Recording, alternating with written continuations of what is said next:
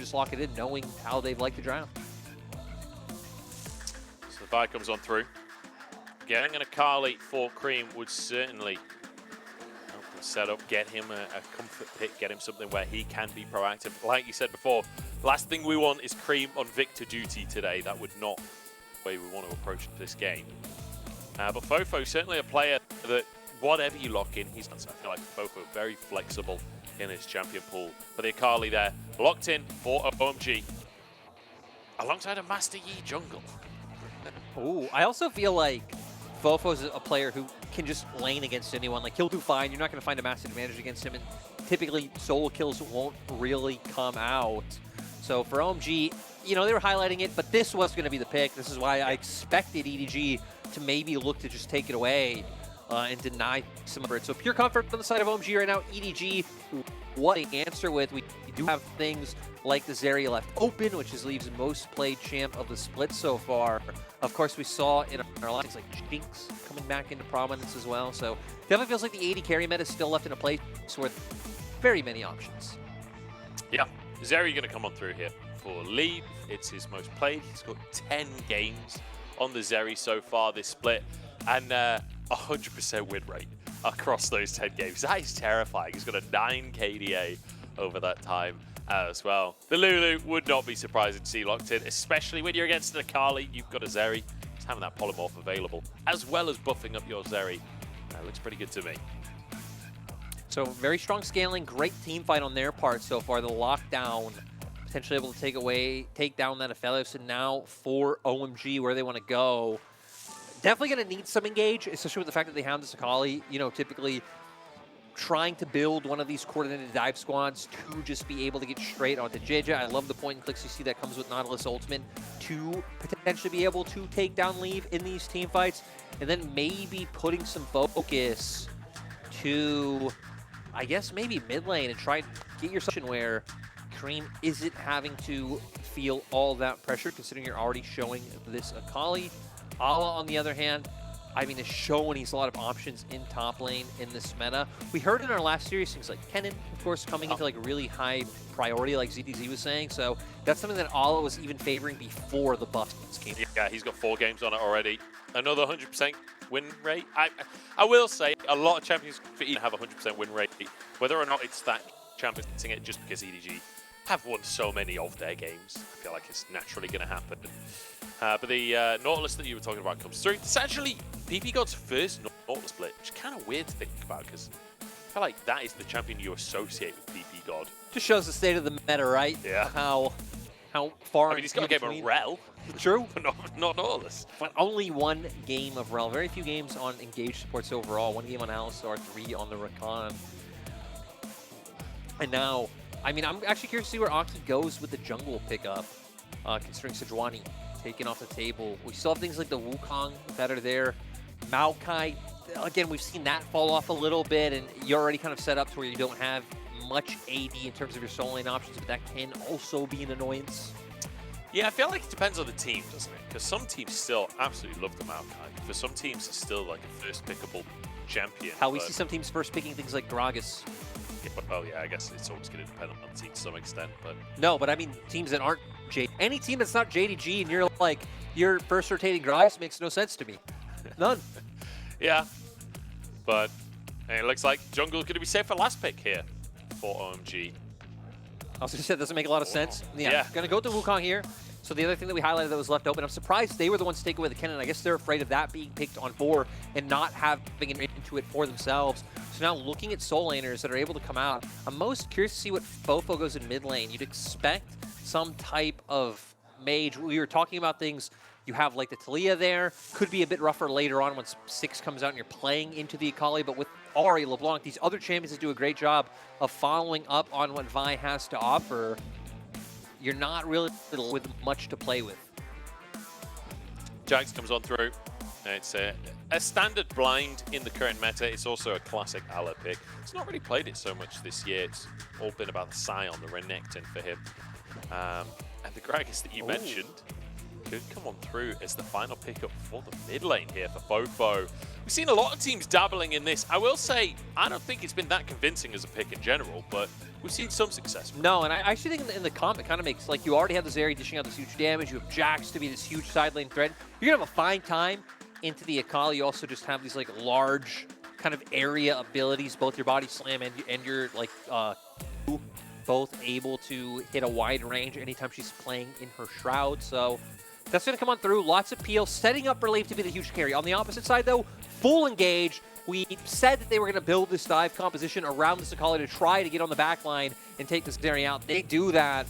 I mean, everyone having a way to find an influence, find whether it's CC on 4 of your members or just the whole dive potential coming out from the Akali in mid lane. So peel versus just full-on send from the side of OMG. And I feel like people don't think of Aphelios as a champion that functions in a dive, but Moonlight Vigil is so long range. If you have Calibrum, that's incredibly long range, but also just Gale forcing in with red and white, just spinning around, often works in a lot of playoffs on the line for OMG. If they can win this series, they lock themselves in. Whereas EDG, they're sitting pretty. They're just looking to keep these series rolling and keep that #1 spot all to themselves. Let's see how it pans out. OMG not only would love to lock in playoffs with this win, but like we said, they're an organization that in recent times have done a good job at consistently making playoffs, but haven't really been able to make it past those first-round matchups. If they can eke out a few more wins, get higher up in the standings, get themselves a bye, again, any progress in my mind is good. If OMG can start towards making runs deeper into playoffs, just buy more time, buy more synergy, and kind of see where this roster really caps out at, because they've done such a great job of keeping this core together, not really playing off of roster changes when they're not, you know, delivering championship titles. So I think it is always interesting to have roster philosophies like this when LPL is a league that has been dominated by dish out the cash, build the super team, and, you know, hope for the best of that. Leaf actually ignited in this bottom lane. Very early ignite from Ppgod to just try and get some harass down while they can. But I definitely agree with that one. It does feel like the league in general is all about the big name rosters. Every time we bring this point up, Ppgod's got to go for a hook. But like you say, OMG going for kind of like the Mad Lions philosophy over in Europe that kind of became famous itself for being all about rookies, all about building talent. Feels like OMG definitely the developmental squad. It's kind of funny that EDG also going more in that direction, bringing in someone like Leaf. I guess they are bringing in people like FoFo and Ala who've been around, but still not necessarily star-studded names by any means. Top-tier names, but it's kind of funny to think about the polar opposites here on these two rosters, where you've got Leaf, brand new AD carry rookie coming in alongside veterans, whereas you've got Abel, who is about as veteran as you can get as an AD carry, alongside rookies on the side of OMG. I guess young players, right? Yeah, I mean, obviously they're not actual rookies now, but like, I feel like there are people who will actually hear them and be like, oh, these OMG squad's rookies? Yeah.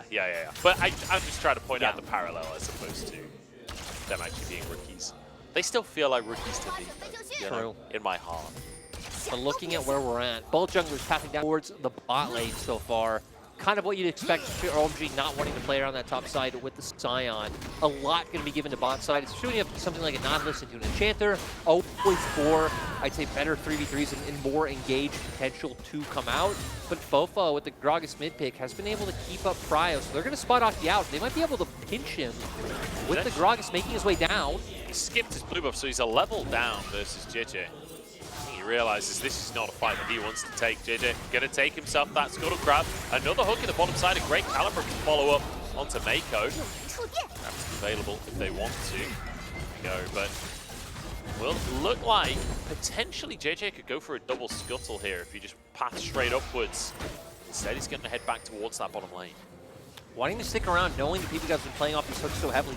Aki's making his way back down. Oh, it's a scrap. Abel flashes back out of play. Meiko low on HP and grabbing some ticket, but will time out in the end. Jiejie forced to flash here. Abel stepping forwards, getting those autos in, but Aki forced out by Lee, who is dishing the damage.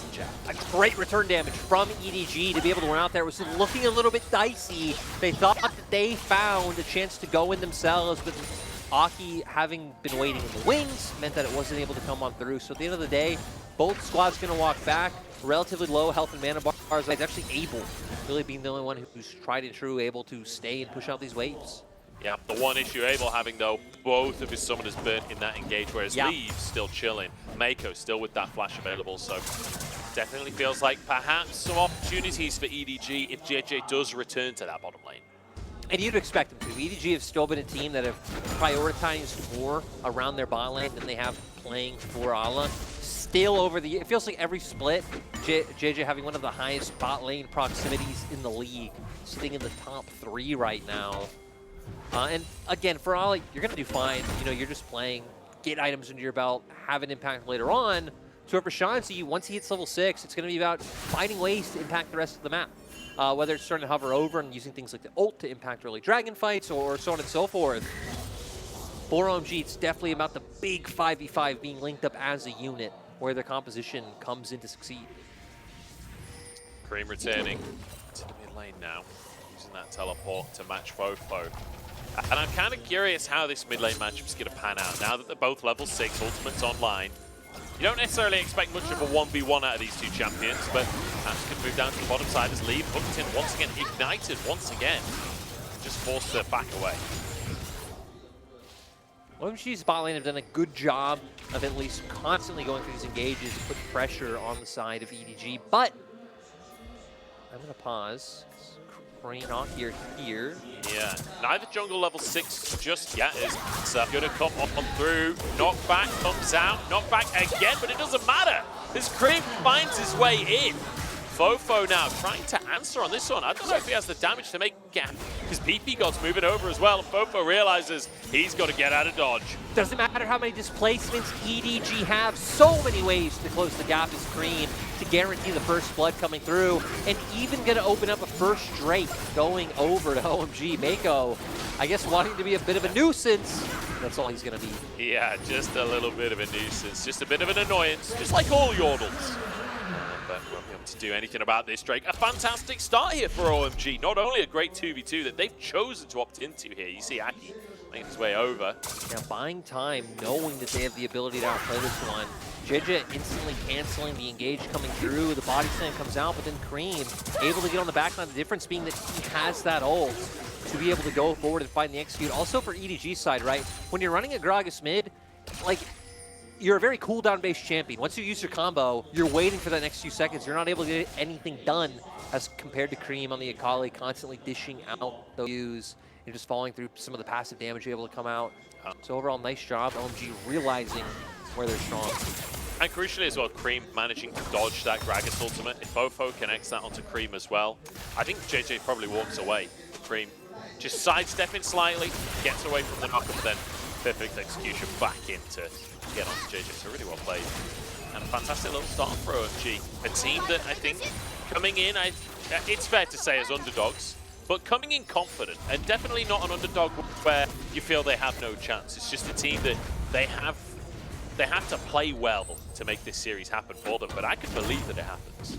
100%. And that's why I always love when we have splits like this in the LPL where we either have like kind of a top 3 or 4 and then the rest, or you have an actual top, middle, and bottom tier, and it feels like we do this split where our middle tier teams can lose to the bot tier teams, or they can also put up fights against these behemoths like EDG. Yeah. I'd say the stark contrast in the league isn't as bad as it has been in some splits, because some it seriously just feels like you're like top 3 or 4 can just never lose. Yeah, some splits it can be a little bit depressing. And it's cool to see EDG making it to the top of the table as well, because they were always in that conversation. Like, they've kept up in the wins. I felt like early on in the split they were sort of middle of the table, but that was just down to amount of series played as opposed to actual results. They were one of the teams that actually fell prey to the IG hype train. Were able to they kind of start the IG hype train, to be honest. But at this point in time, I mean, even losses like that don't matter. So Gage. It's consistent. Ppgod feeling the wrath of that consistency here. Creme actually going in for this one. He wants to get perfect execution. Not only does he get the kill, but he gets out of it as well. This is why we see so many teams take away Creme's Akali. just knowing exactly how to maneuver this champion 2-0-0 start. And he's becoming huge. Ala is struggling in this top side. He wants to try and threaten Shanji, but that's 2 plates taken now. Shanji really bullying away against Ala, who's now going to lose some CS as well as another wave will be crashed. Shanji's having a great game for himself. Goes to what you said as well. We don't actually see Ala pilot the Jax all that much. It's been a pick he's really straight away from the split. Wanting to go towards it this time, not, I think, wanting to give it over, not feeling confident, blind picking other things, and with a cannon being banned out, it just made a lot of sense. So, if we go to the replay of what happened in mid, having numbers here is 4 OMG wanting to play towards the top side for Scuttle Crab, instantly engaging onto Ppgod, throwing out the cast to guarantee that one. Oh. All in on the bottom side. Oh, I expected. What a shame for Creme. He doesn't get his replay. That was like the hype part of the replay. Yeah. Like seeing the first part where they get the kill, it's like, oh, okay, they killed Ppgod, but. Oh, well. I can the observers. It didn't look like what was going to happen, but doesn't come through in the end. We got absolutely finessed, and I don't appreciate it, OMG. I feel like Ppgod may have got finesse there as well, because I think he wanted it, because Ppgod always wants it. But Abel didn't have any mana, so I think deciding to back away off the back of that. Now with Lee going with the ulti as well, so probably not even wanting to just opt to an extended trade where they would lose out on. We could see Lee already going for the reset, so going to have Vampiric Scepter, sitting on a dagger, 2 longswords, some nice components there, but now Abel going back as well, Noon Quiver in tow. Is going to be close to that power spike of the Gale Force that you were hitting on. Meiko's ability to follow up. He's going to start play-by-play, but Creme just zips away. He'll be fine on that one. Drake coming up in 30 seconds. And OMG look like they want to try and make something happen here. But Aki instantly spotted out, instantly zapped. And it means he won't be able to make this Herald play on the bottom side that he was perhaps looking at. Just fighting for vision. Drake up in 10. Creme getting some good damage onto FoFo, but Gragas just has so much sustain. I don't feel like that poke will matter. No, and both AD carries rotating up. OMG, the ones already having river control, so they're going to be able to maintain that. Don't feel safe in taking down that control ward at mid because of a potential pinch that can come through.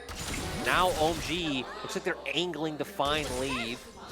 Does still have his summoners up, wild growth available. Everything is there for both sides, so it feels like it'd be really hard to find any sort of engage. TP down to the bottom side from FoFo here. Obviously not been spotted just yet. As these control wards doing a lot of work, but that hero ward there, just over the wall from Aki, and actually Aki getting the Scuttle Crab, going with a Cyclone as well, really committing on this one, and that's the power of the control ward in the brush. Jiejie survives, but Creme there to answer. Now needs to make something magical happen. Ppgod with a pull-in, Abel there with the damage on FoFo, he goes down, Leave has to be the target, but Meiko just falls out. Abel flashing for the kill onto Meiko, is leaving a 2v1, and Creme there with the damage on the Akali. Can Leave finish the job? The lightning chaining as Abel moves forward. Leave wants to escape, he wants to make Nike's name and leave. At the end of the day, OMG walk away the winners. 3 kills to 1. Once again, off the back of Creme's Akali, 3-0-2. It's becoming massive. Rift Herald has to go down, but just kudos to OMG. I mean, once we get the replays, we'll even do some nice ability usage of Ppgod using the ulti to single out Leaf, even if he isn't the member that they're going on to buy time. We're going to see EDG now come out onto the Rift because Dragon is still on both teams. Wanting to fight for this? Yeah, Ppgod's in trouble here. Dredgeline actually going to be used onto Jiejie, and then Aki gets in the way to keep the support alive. The coordination from OMG has been exceptional today. Really good, keeping Ppgod alive. This might open up an opportunity for EDG to take Drake, though, because Ppgod can have to go for a reset. Aki still hasn't gone for his back after the fight. I mean, Abel hasn't gone for his back yet. Now Aki going to be low off of getting chunked. We're going to see here Aki being very ambitious with going for this play. Goes in, going to get chunked incredibly low. Does get some nice damage on the Jiejie, which allows the team to follow up. Finishes off the Q and the perfect execution. And then here, pulled onto Gragas. Nautilus going to come out onto Leave, so he gets zoned on the fight, allows him to finish off FoFo, and then continue to chase Meiko down. So great job on how to focus targets and where to allocate this CC. And again, FoFo managing to sneak in there because of the control wards. I think Aki, when he went in for that, I'm not sure he realized that Gragas was in the situation as well. Got out a little bit there. But still, OMG, I mean, it's like you were saying in our first conversation about this team. They're quite coordinated in their dives, but ultimately they want scrappy fights, they want chaos. That was not a fight that they, I think, had really meant to opt into, but they are so proficient in these scraps, in these skirmishes. They always just look on fire. They do, especially, we said, one of the win conditions would be if Creme gets on a champion he's comfortable on, that's when OMG look their scariest. And look at this. Once again, chasing Jiejie down. Jiejie's been tormented by Creme all game long. I love how Creme just does not relent. He is not afraid of return damage. Perfect execution into 3 people there, but no fear whatsoever, even with the Shroud down. And I feel like this is OMG really punishing the lack of damage in EDG's composition at this point in the game. Yeah. Like, who is going to punish it? No one. And right, I was just about to hit on first items being finished across the board other than down in the support role. But at the same time, these first item power spikes mean much more for OMG's composition, much more damage online, especially coming out from that mid lane role. Again, the Gale Force, hopefully able to able to find some like huge Moonlight Vigils once the engage comes through. And for EDG, you're relying on Lee, and you're relying on Ala to start getting some pressure inside. We're probably still waiting another item before that one comes through, so EDG just gonna have to keep absorbing the pressure and hopefully answering tit for tat in terms of, you know, trading across the map. Jiejie trying to find something, but won't have an opportunity really here as OMG backed away to the mid lane. Shanji taking his tower. Does mean that it's 1 apiece now in terms of those towers, which you'd give a slight advantage to EDG just having that middle tier one. It's often the one that's very difficult to get taken out. It does give you a lot of space on the map. Regardless, a very close affair here, but with OMG having a reasonable gold lead at this point, 2 and a bit thousand in their favor. It's not something that I think a lot of people would have been expecting coming into the first game of this series, but with EDG's draft and OMG really capitalizing on it, like, I'm quite impressed with what we're seeing. Yeah, I do think if there's anywhere OMG would be able to keep up in my mind, it would be the early game. But a lot of this series in my mind came down to draft, because again, OMG have looked like they could fight against the best of them if they're on.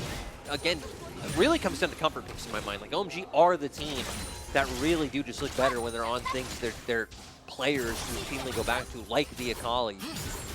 So for OMG, in a good place with that. Now it's about if they can keep maintaining this pressure.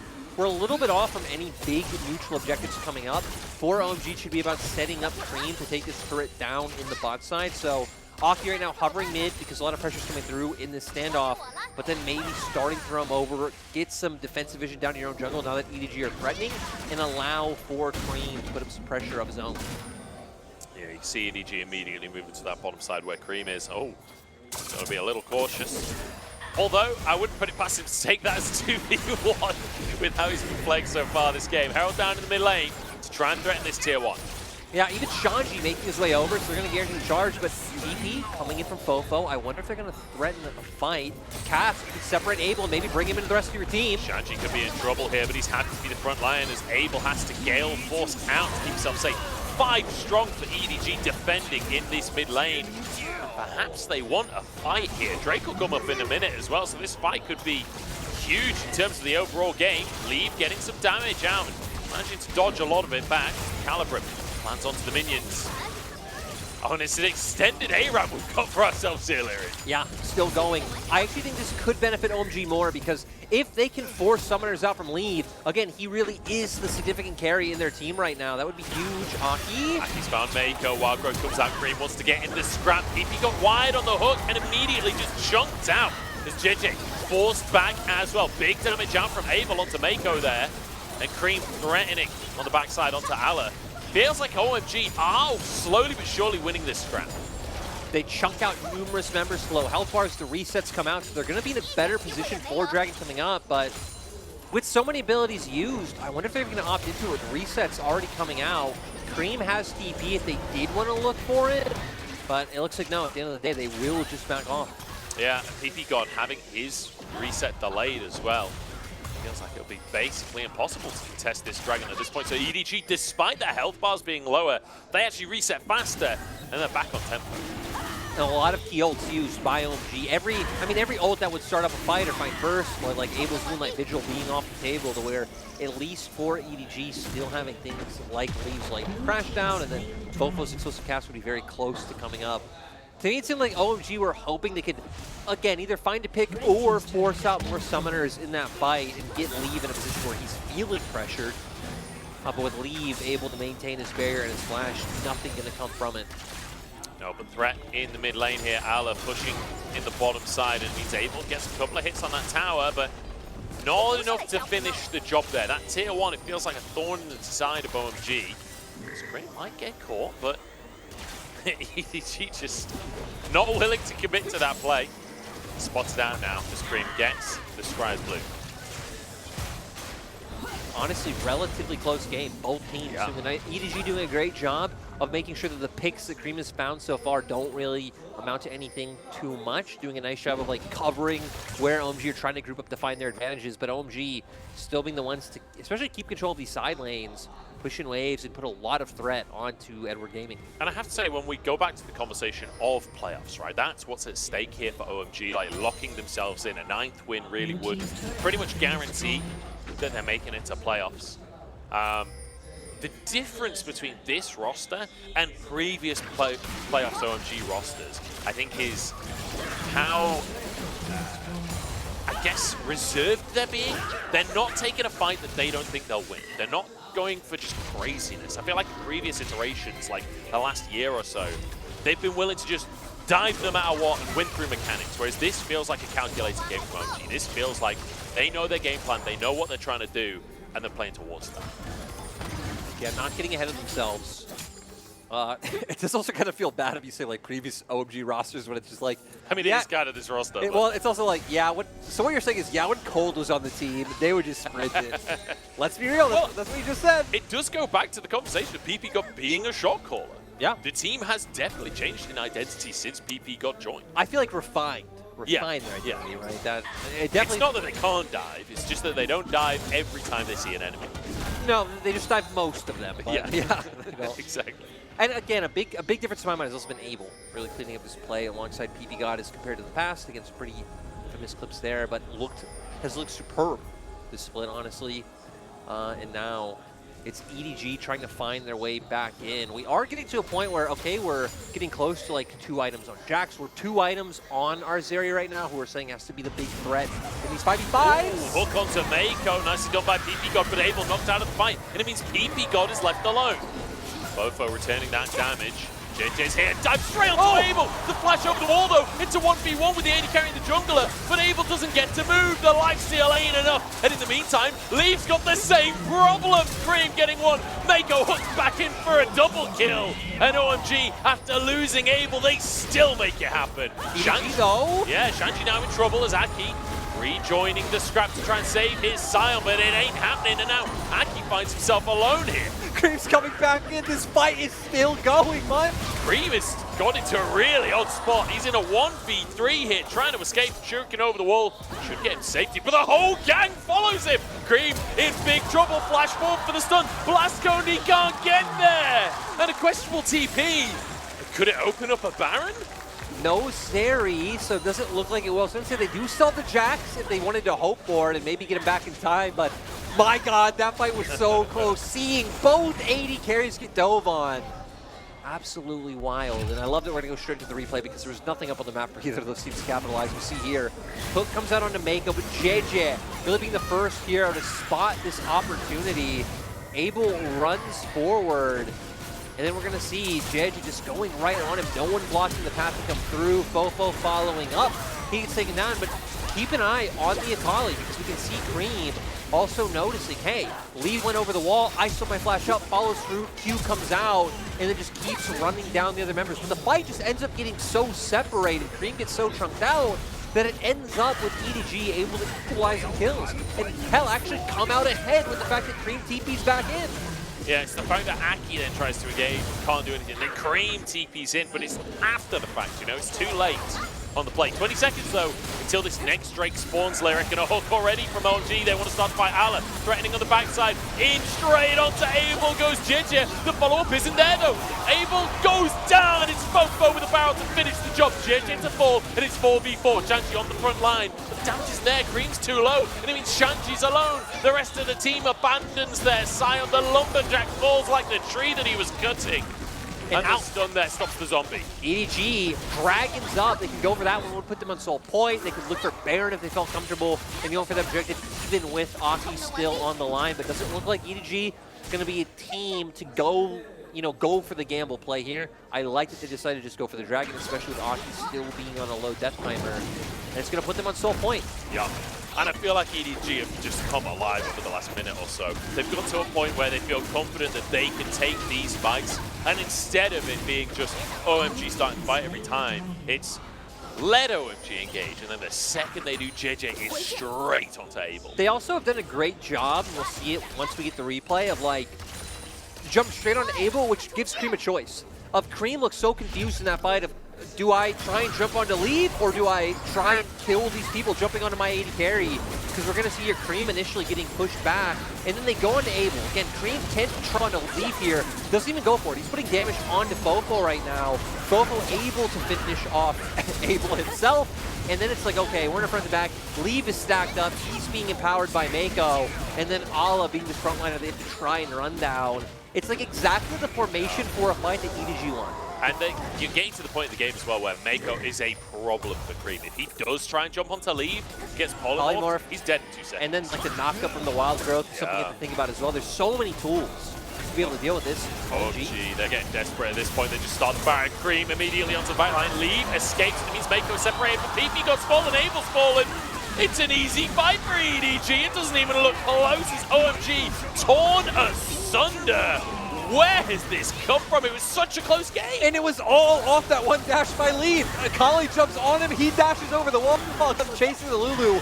And you see there, Jiejie, FoFo, Leaf, all putting free onto the members of OMG. Ala now getting pretty strong himself. Level 16, 2 items. You have Baron in pocket. You're on soul point. You're up in gold. And they're definitely going to be able to start pushing down and breaking open the base. And this is just immaculate from EDG. These team fights, these last couple have been so good from the squad. They're setting up Leaf to be the primary carry. And, we had questions on, would this composition have enough damage early on, right? We were talking about how OMG were punishing the weak early game from EDG, but when your mid-game looks like this, who needs an early game? It has been absolutely phenomenal. We're going to see here EDG. They're the ones being forced in. OMG want to find the fight. But look, immediately Aphelios is taken down again. Great cast. And that dash from Leaf, getting away from the Akali, he's now putting in free damage. 2-man stun coming out from the Jax. And you're just picking them off one by one, where not only are you taking down their big source of DPS, but their other big damage dealer just isn't able to find any opportunities to fight because EDG are playing around the Akali so well, while also focusing down the Aphelios. I feel like FoFo looking like an assassin in that play as well. That cast onto Abel, followed by the belly bell, followed by the barrel. Almost 100 to 0 is Abel by himself. Really impressive stuff. And now 3 items on the Zeri. You thought Leave was tough to deal with before. You don't even know. You don't even understand what's about to happen to OMG. They need something special to happen here if they're going to have a chance in this game. Feels incredibly hard. The siege you're going to have to deal with going up against the Baron, the damage the Zeri can put out like here. And I just want to say again, for EDG, they don't have necessarily the Alphonse. Ppgod. Oh, he's going straight for Leave. The knock-up is there, the hook is there, the follow-up is not. Leave still going and stacking up as well. Walks onto a cyclone, but there's just no damage. Creme can't get onto him. Leave diving the backline himself. He's not meant to be the dive element, he's the AD carry, but he just don't care at this point. Chasing Shanji under the towers. So much healing, so many shields, he's low, but he just won't go down. The stunts come through. Shanji taken out. Creme won't be along for the world either. Unbelievable team fighting from EDG. They make it look easy as they take out OMG. EDG still in control of their own destiny, wanting to aim to finish the regular season in first place. They fell behind early, but that mid-game, that team fighting was honestly just immaculate.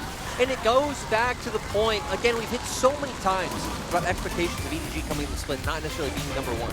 Because, again, other teams have players that have been considered the best in the world, in various points in recent years. But still look at EDG's roster, and they have all players who've been considered top 3, top 4 in the role at various times, right? I mean, hell, people like Jiejie have been considered best in the role. FoFo, again, top 3 in 2021. Ala having various splits where you know he can be an absolute carry threat along the likes of people like Bin and the Shy, but then also has, you know, the lows that go along with it. And then Meiko. I mean, his career speaks for itself. The point is, right, even though that expectation wasn't there for them, their roster still has the same amount of, like, stacked raw skill that a lot of these other teams do. Yeah, I feel like the big difference is that for EDG, it's less pronounced players, right? Yeah. They're not necessarily the players that are getting the pentakill. They're not necessarily the players that are doing the 1v5 play that gets everyone to look at you.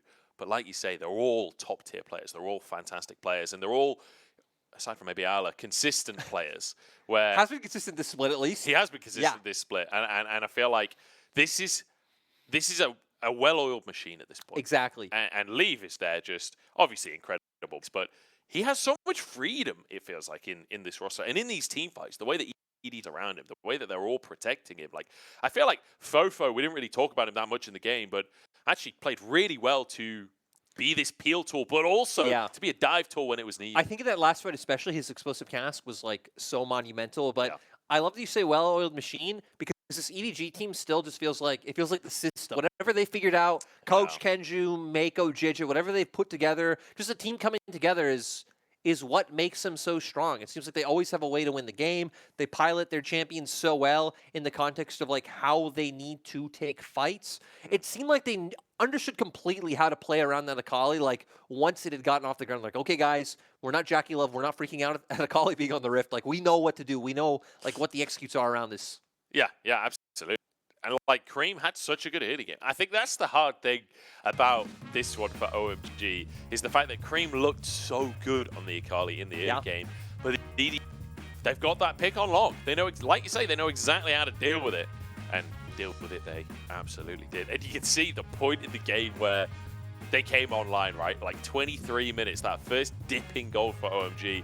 And then from there, it's just a straight shot towards the victory.